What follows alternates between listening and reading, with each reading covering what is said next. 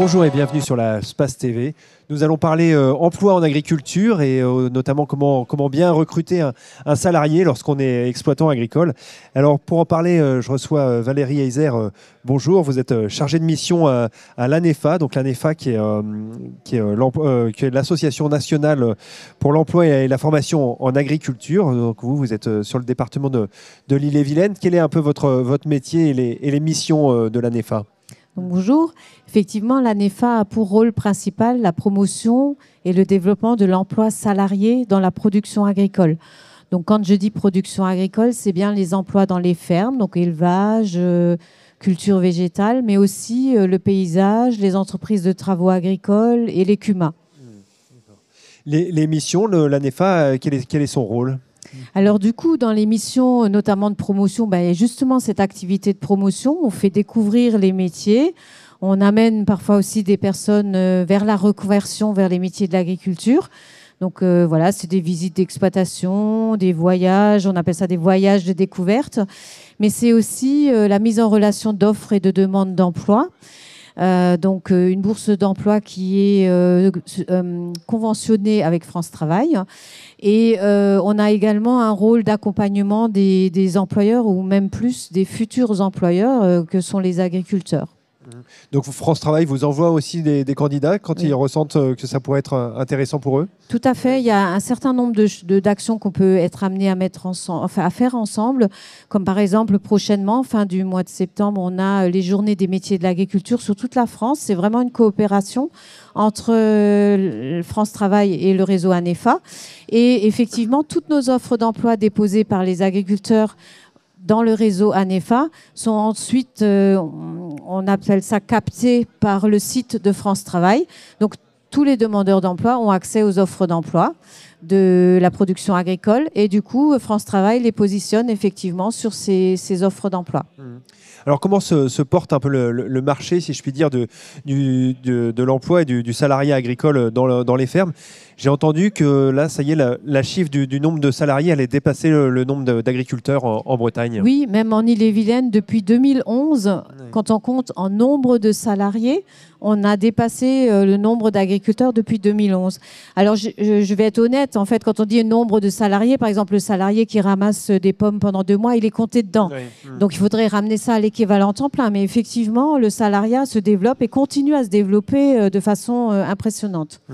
Aujourd'hui, quand on met une annonce pour un nouvel emploi de salarié agricole, ça manque de candidats quand même. Oui, oui. Ouais. Et puis, je dirais, la durée de recrutement est assez variable. C'est-à-dire que si on n'a pas besoin de compétences particulières, ça peut aller assez vite.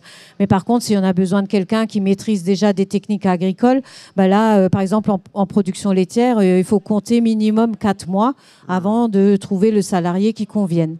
Et justement, alors comment vous accompagnez ces employeurs à recruter la bonne personne ? Quel conseil vous leur donnez ? Quel est le parcours que vous mettez en œuvre ? Alors, tout dépend un peu de son expérience d'employeur.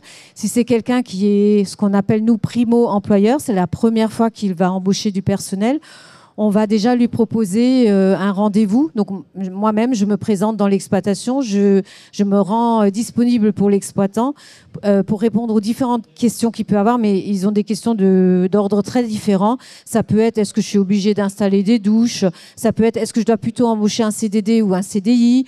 Est-ce que je dois être exigeant sur le niveau de formation ?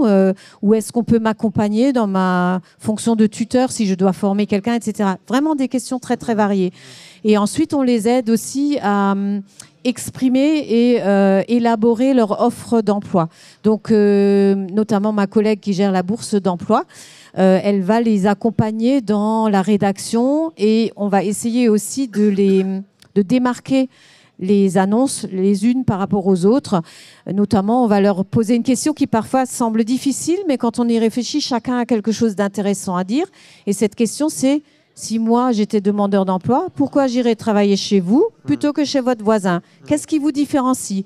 Parce que, par exemple, en production laitière, toutes les offres commencent par vous assurer soins, alimentation, traite. Mais après, Qu'est-ce qui se passe?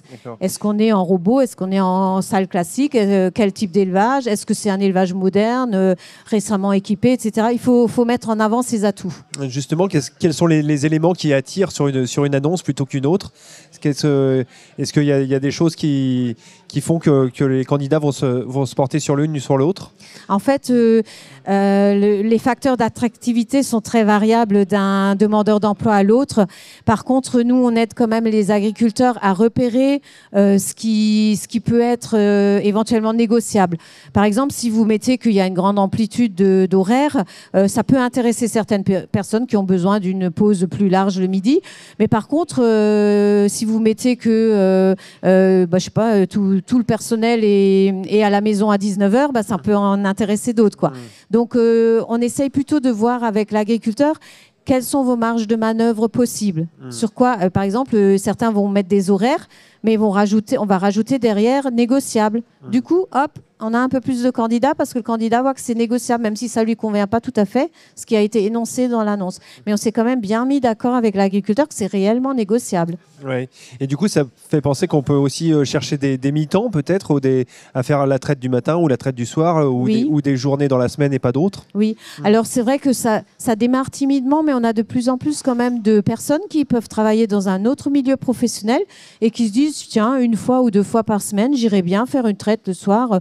Ils ont entendu dire qu'effectivement, il y avait des opportunités d'emploi, que les agriculteurs pouvaient être aussi débordés de travail. Et donc, du coup, on a effectivement ce type de profil. Mais attention, et ça veut dire qu'il faut que l'employeur, à un moment donné, il investisse sur la formation de la personne. Parce que ce sont des personnes qui ont des capacités d'apprentissage, qui sont volontaires, qui sont motivées, mais à qui il faut quand même expliquer un minimum de consignes techniques pour qu'ils comprennent déjà leur travail et qu'ils comprennent aussi éventuellement les conséquences d'un travail pas fait, par exemple, pour limiter les risques. Voilà. Justement, quels sont les profils un peu des demandeurs d'emploi? Il y a des vrais néophytes comme il y a des gens expérimentés? Oui, alors j'interviens aussi dans les écoles agricoles pour notamment exercer les élèves sur le recrutement, sur les entretiens. Donc ces élèves-là, en général, ils ont leur propre réseau et ils vont avoir assez rapidement... Oui, voilà. Et puis en plus, j'incite aussi les agriculteurs justement à prendre des stagiaires parce que c'est leur propre réseau. Ils n'ont pas forcément besoin de la bourse d'emploi. Ils peuvent aussi embaucher quelqu'un qu'ils ont eu comme stagiaire. Et puis ensuite, on a aussi, puisque il ne sort pas assez d'élèves des écoles agricoles aujourd'hui pour pourvoir le marché, et bien du coup, on travaille beaucoup aussi avec des personnes en reconversion professionnelle. Alors, différents secteurs, différents niveaux de formation et différents âges. Sincèrement, c'est très, très hétérogène. Et du coup, justement, vous mettez en place des process de formation, des cursus de formation pour des nouveaux arrivants dans l'agriculture? D'abord des cursus de découverte. Parce que, notamment, certains métiers, comme par exemple, je pense à l'élevage porcin, ils ne voient pas ce qui se passe dans les bâtiments. Ils n'imaginent même pas qu'il y a du salariat. Donc, il faut les emmener voir. Alors, en élevage laitier, par exemple, on fait ce qu'on appelle un voyage en agriculture. Ça dure 1 journée. On emmène les personnes en visite d'exploitation laitière le matin et en visite sur de la culture l'après-midi. Et on les oblige à participer aussi aux gestes professionnels. Donc, c'est des visites qui sont limitées à 8 personnes pour que tout le monde puisse vraiment participer. Et le jour où ils iront dans l'annonce soins, traite, alimentation, soins, ils sauront ce que ça veut dire. Ouais, voilà. Les gens, au départ, est-ce qu'ils pensent tout de suite à l'élevage ou pas forcément? Non, je dirais la plupart, ils viennent nous voir parce qu'ils ont envie de travailler dans le maraîchage. Parce que voilà, potager, légumes, là, ils imaginent bien. C'est quelque chose de visible, c'est en extérieur, etc. Ça paraît plus accessible, peut-être moins dangereux qu'une vache laitière, par exemple. C'est surtout que dans leur esprit, je pense que dans l'esprit du citoyen commun, c'est l'agriculteur qui s'occupe des vaches laitières, c'est pas un salarié. Ah oui. Voilà. Okay, donc du coup, là, on leur fait découvrir qu'il y a aussi du salariat et comme vous le disiez tout à l'heure, de plus en plus. Du coup, ils testent et ça permet aussi de changer d'avis un peu et de tourner vers l'élevage. Voilà. Je dirais qu'aujourd'hui, sur les voyages en agriculture, si je caricature un peu, 80% de nos candidats viennent pour découvrir le maraîchage et 50% repartent sur l'élevage.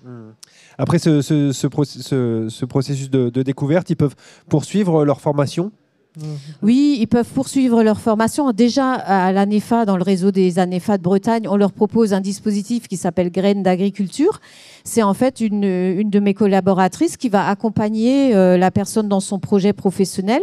Elle va tout faire pour faciliter la validation du choix d'un métier et du projet professionnel. Alors parfois, sur certains métiers, on peut aller directement travailler, mais sur d'autres, justement, quand il faut des immersions en entreprise, ils se rendent compte que là, c'est technique, il va peut-être falloir que je me forme. Et du coup, on les conseille, on les oriente vers les centres de formation et on est très bien équipés sur tout le territoire breton en centre de formation agricole et notamment en formation pour adultes. On est en train avec les professionnels agricoles, on est en train également de réfléchir à la mise en place d'un certificat de qualification professionnelle. Donc, c'est une formation un peu plus courte, mais qui est très technique, très très pratico-pratique. Et c'est vraiment fait pour les personnes en reconversion professionnelle. Donc ça, c'est en production laitière. Et il en existe déjà une en production porcine qui, en plus, a l'avantage d'exister aussi en dématérialisé. C'est-à-dire que là, on peut encore toucher un public différent qui est à l'aise avec l'informatique et qui n'a pas envie de se déplacer pour aller en cours et qui peut quand même se former. Voilà. Et donc, il ne faut pas oublier aussi que quand un agriculteur emploie quelqu'un, il devient lui aussi formateur et il est obligé ou avec plaisir ou parfois un peu contrainte de former son nouveau salarié. Tout à fait. C'est-à-dire qu'à partir du moment, notamment chez les primo-employeurs, quand je les rencontre, je leur dis, voilà, vous avez choisi un métier parce que vous aimiez cette technicité, vous êtes un bon technicien, vous avez une entreprise, donc vous êtes chef d'entreprise, donc vous êtes un bon gestionnaire. Maintenant, vous allez avoir du personnel, vous devenez employeur, donc vous devez vous former en management. Encore un nouveau métier pour les agriculteurs. Voilà, une nouvelle fonction. Tout à fait. Merci Valérie Heiser. Et puis, je vous invite à retrouver toutes les annonces possibles sur le site de l'ANEFA où vous renseignez auprès des équipes de l'ANEFA. Merci à vous. Merci.